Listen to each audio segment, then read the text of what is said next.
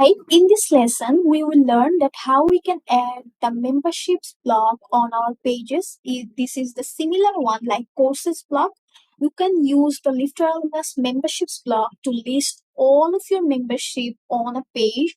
So for example, you have a custom page where you want to list all of your memberships. So you can use that LifterLMS memberships block for that. Here you can see I have the memberships. I only have 2 memberships. That's why it's showing 2. So what we have to do, we have to visit a specific page where we want to display the membership list. So here I want to display. So what I will do, I will just hover over any places you want. Then we have to click on this add block option. Then we have to search for memberships.